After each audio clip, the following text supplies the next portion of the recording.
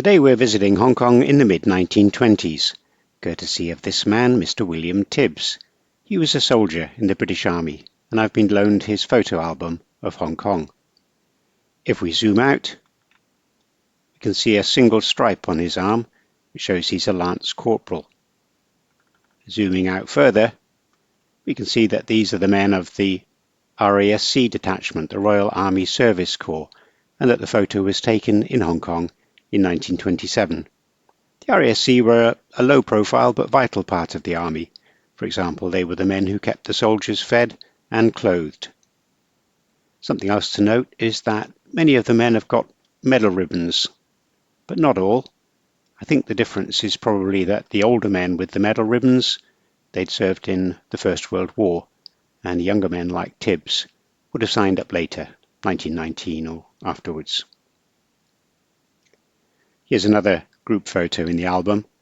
Unfortunately, this one has the problem known as silvering. That's what we can see here, so it isn't as clear, but we can still see Mr. Tibbs over here on the left. Anyway, the important information is the caption on the photo, RASOD Farewell and Welcome Dinner, held on the, then that's not clear, but sometime in April 1926, Hong Kong. Well, we know Tibbs was still in Hong Kong in 1927, so this can't be his farewell.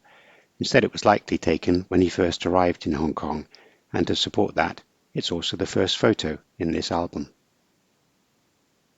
Other photos in the album show some of the places that he visited. Got pictures of Gibraltar, Malta, Suez Canal, on to Singapore. These are typical scenes in a soldier's album, tracing his troopship's journey from Britain out to Hong Kong. Now, once he gets to Hong Kong, his photos fall into three groups: his activities as a soldier, general scenes from around the city, and the photos of the aftermath of a terrible rainstorm that hit Hong Kong during his stay. Soldiering first, one of the RASC's job was to provide transport services, which I guess is what we're looking at in this fuzzy photo. And it looks as if they're heading out to sea, which can't end well. Perhaps the exercise is to learn just how deep you can go before the engine cuts out. And if that does happen, it looks like they've got a chain or a rope fastened on the back here, perhaps to pull them back onto dry land. The adventure continues. This time they're testing out the truck's abilities to drive in deep mud. It looks like they're out in a paddy field somewhere in the New Territories. There would be more formal duties too. This photo shows the men paying their respects at the cenotaph on Remembrance Day. Now, the second group of photos show scenes from around Hong Kong, starting with this view of Statue Square. The lines in the foreground here, these are the tram tracks. So we're standing on Devoe Road, we're looking north, past all the blossoms on the tree here, to the big statue of Queen Victoria in the centre here. Now, Queen Victoria's sitting looking north out to the harbour, so from this angle all we get to see is the back of her chair. Behind us we've got the old HSBC building back on our left, so if we make an about turn and walk forward one block, we'll come to Queen's Road and this scene. It says Chinese wedding, bride's chair. Here it is being carried along, so very grand transport for the new bride. And then the columns over on the right here, these are the HSBC building. Next, we're going to walk over to the west and then out to the north to find these men. And a more budget-friendly form of transport, these are rickshaws available to hire. Look at the glass in the background. Just make out Canadian Pacific. And we know their offices were in Union Building at this time, where Chater House is today. Now, something you notice is that the men have different things painted on their hats. Not quite worked out what that would be. This one has an N. This one's an easy explanation. He's just got the registration number of his rickshaw painted on the hat, so hat and rickshaw don't get separated. But over here, these two have got the letter R painted on their hats. So if you know what they mean, please leave a comment below. Onwards, we're going to head inland and uphill to reach a typical Chinese street. The sign here shows that we're actually standing on Wellington Street. We're looking up Daguilar Street. Today, this scene would be showing the bars in Lan Kwai Fong, but 100 years ago, you can see lots of clothing-related stores here. We've got a silk store, tailors, boot and shoemaker, more tailors and dressmakers. Something that surprised me is the line of rickshaws that we see here. I always think of rickshaws on the flat roads, things like Queen's Road or Connaught Road, because they're not really so good on the hills. So I wonder where they'd be willing to take a passenger to from here.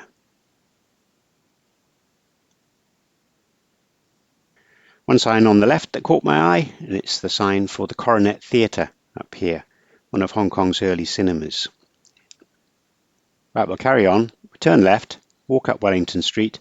When you reach the next junction, turn right, and you'll be looking up Wyndham Street, or Flower Street as it was commonly known, based on the large number of flower stalls located here.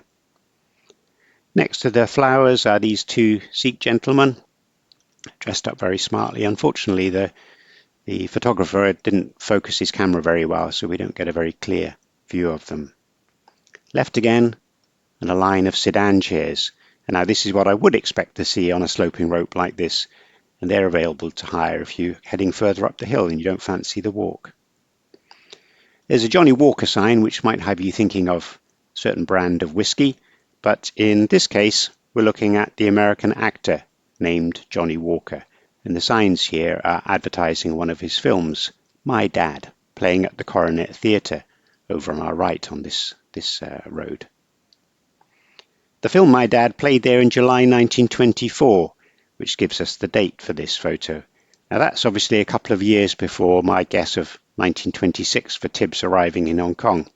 So either Tibbs was in Hong Kong earlier than I thought, or that he bought this picture in a shop a couple of years after it was taken.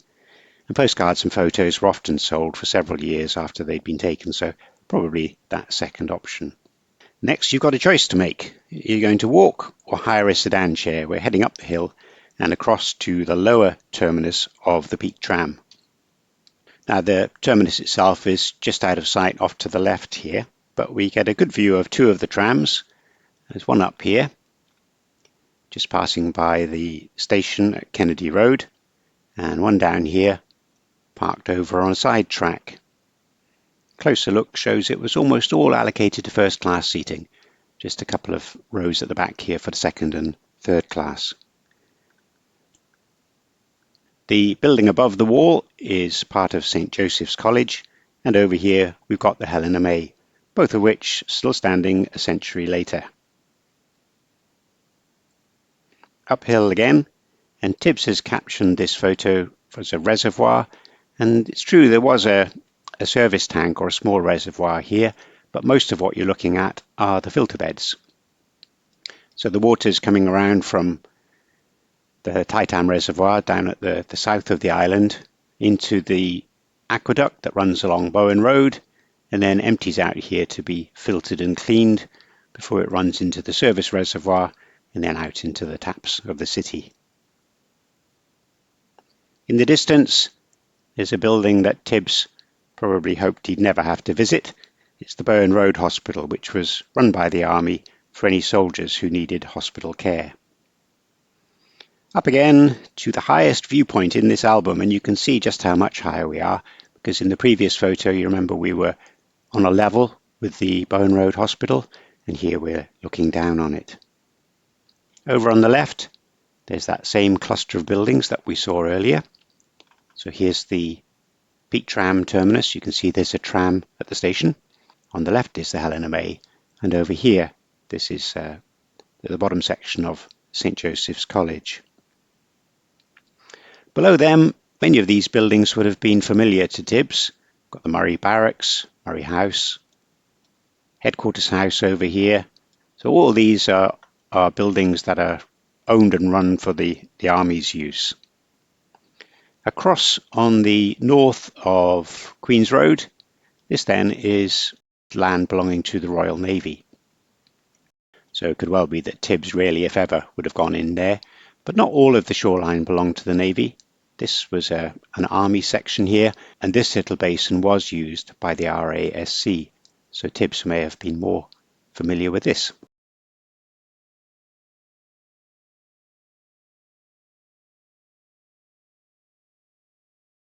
Off in the east, big construction going on over here. This is the big reclamation filling in the bay in front of Wan Chai. So the project was to demolish Morrison Hill, which is here, load all the soil and rock into little wagons, and then they were pulled by trains out to here and tipped into the sea. You can see some of the railway lines just here.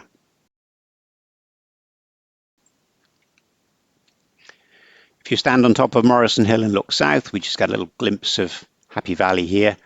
And then if you look to the east, you see the big typhoon shelter at Causeway Bay. Now just going back down to ground level for a moment, this view of men sawing wood. It's a common sight in old photos of construction projects in Hong Kong. So if your project needed lots of wooden planks like these, it seems that you didn't order them as planks. Instead, you ordered one of these long, square cross-section lumps of wood, and the men came and sawed it up into the planks that you actually needed. I'm not sure if you'd have your own sawyers on the project payroll, or if these men came with the wood and just stayed long enough to saw it up for you. Something else to notice, can you see the railway lines in the background here, and also all these masts very close to where the men are working. I wonder if perhaps they're working down at the reclamation, maybe a site like this, close to where the railway lines and the boats were lined up. Here's a better view of Happy Valley, so we're standing up on the remains of Morrison Hill looking south. And this was really the sporting hub at the time, so apart from the race course, you've got also places set out for playing golf. And you can see these are the markings where they'd had pitches set up for other games, football or hockey or rugby. Apart from playing sports, the other reason that people came to Happy Valley was to visit one of the cemeteries that ran along the hillside over here. There are many soldiers and sailors buried in the cemeteries at Happy Valley, so funeral processions like these were a common sight. And we can confirm they're in Happy Valley by the tram lines on the road here and the clubhouse. This is the golf club's clubhouse over here at top right. The second photo shows the coffin being lowered into the grave. In this case, it looks to be the funeral of a sailor, but we can see many men from the army are present too, so perhaps Tibbs was one of the men who attended. Leaving Happy Valley, we come to the last location in this section. It's a photo of sampans in the typhoon shelter out at Causeway Bay. The road on the right here, this is Causeway Road, still with us today. But of course this big area here, this has all been reclaimed. This is now Victoria Park and is the modern day home of that Queen Victoria statue that we saw earlier. The album also has a couple of scenes that don't have any obvious location, but it's still quite interesting to see. This one's a group of street barbers. This one's giving his customer a shave. This one here is obviously waiting for a customer to turn up. And over here, this one is cleaning out earwax. Quite a common service performed by barbers at the time.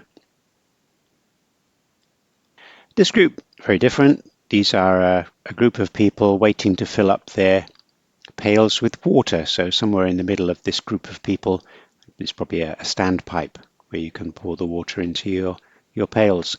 I'm not sure exactly what we're looking at here. It could just be the daily task of collecting water if you didn't have access to running water, or it could have been taken during one of the many water shortages that hit Hong Kong, where many more people then had to queue up and at the standpipes to get their daily water. If it is a photo of a water shortage, it's a bit ironic as Tibbs' third group of photos show the havoc caused by a terrible rainstorm that hit Hong Kong in July 1926. So on the 19th of July 1926, 526 millimeters of rain fell on Hong Kong in the 12 hours between 1 a.m. and 1 p.m. Over half a metre, over 20 inches. Now by comparison, the current record in the UK is from 2015 when 341 millimetres or 13 inches of rain fell in Cumbria, and that was over 24 hours, so twice as long. Now the result of all that rain were many scenes like this one. So this picture taken at the bottom of Hill Road is the old Secton Choi market in the background here. In the centre then we can see the Hill Road nullah, the sort of the storm drain that ran down here between these two walls. And the strength of the water, the force of the water, has picked at any weakness. You can see it's broken away a section here, but the wall on the right really suffered. So this is the last fragment here, and then this whole section down to here has been washed away. And once the wall went, then the water's got in here and scoured away the road and looked like it was having a start on the buildings over here as well, but luckily they've survived. The caption for this one says we're looking up the hill from Kennedy Road, but we've seen other photos of this scene and they were all labelled as Hill Road, so the same nullah as the previous photo, just a bit further up the hill. If it is Hill Road, then this curved section up here, this is now hidden away under the playground of the Chuseung School. And the top here, this is where the nullah runs under Potfulham Road. So just to make 100% sure that this is Hill Road, can anyone identify this building in the background here? If it's up on Potfulham Road, then it should be one of the university's buildings, but it isn't one that I recognise. The next photo, and another caption that I'm a bit wary of really. There certainly was a pumping station above Potfulham Road, and it was badly damaged by a huge rock that came down and crashed on top of it. But we've got other photos of that scene on the website, Gulo website, and they just don't seem to match up with this one. So if you recognise where this picture was taken again, please leave a comment. Okay, no worries about this one. We're definitely looking at Pedder Street. Over on the left, we've got Mac's Cafeteria. That was in the Hong Kong Hotel. Over on the right, we've got the Pedder Building, still with us today, the China Building, and then across the top, Queen's Road. We've also got a group of three men who look pretty happy to be included in the photograph here. Now the damage here is quite different. Over at Hill Road there was an open nullah, but here on Pedder Street the nullah was all enclosed and ran underground. As it filled up with water, the pressure grew, and the government's report on the rainstorm explains what happened next. As an illustration of the volume and force of the water, evidence is furnished by the Glenealy nullah, a covered portion of which lies under Pedder Street, which burst, forcing a palm tree upwards through the granite slabs covering the nullah and the concrete surface of the road, where it remained standing in an upright position. So seeing a tree suddenly bursting up through the centre of the road must have been really quite something to see. A similar scene, this time above Queen's Road East. If we zoom in, you can see we're on St. Francis Street, over in Wan Chai. More scenes of destruction, Upper Albert Road, St. Joseph's College, and Kennedy Road. And I think the pitched roof on the right over here, the one at the edge, I think this is the end of Union Church. So the building here may well be number 22 Kennedy Road, which was just next door. Then a very muddy looking peak tram and that same wall below St. Joseph's that we saw earlier. And also just an idea of how much debris was swept down. So not just the water, but all the rocks and the mud. We see the mud in pictures taken further down the hill. This is a picture of the Murray Barracks, where the East Surrey Regiment were currently in residence. And so this was a lot of the clean-up work afterwards was just cleaning up all this mud. It was affected by the rushing water. You can see this pillar here has been damaged. But I think the bigger damage was all of the mud and silt that collected here. More mud. Tibbs has captioned it Queen's Road East, which is how he would have known this road. Today it's called Queensway. And it had a special significance to him. It's the only one that he's put a mark on. You can see he's just drawn a little cross here. And that matches up with the caption, the supply compound. So this was the RASC's supply compound, where they kept their stores. And it may well have been somewhere that Tibbs came to work. Our last photo from the album, and a much more peaceful scene to end with. And despite these little light patches due to aging on the photo, it's still a beautiful scene of Hong Kong, twinkling under the moonlight. Well, my thanks to Cindy Putman for the chance to share these photos with you. Cindy brought the album along to one of my talks and asked if I'd like to borrow it to scan the photos. On the Gula website, we've got a couple of diaries with an RASC theme. One from an RASC baker who was in Hong Kong during the fighting in December 1941, and one from an RASC seaman in Hong Kong in the early 1950s, and both are good reads. You can also find more photos and stories about many of the topics in this video in my series of books. Well, I'll put links to those and all the other topics we've discussed in the description below. Well, I hope you've enjoyed this trip back to 1920s Hong Kong. Thank you very much for watching.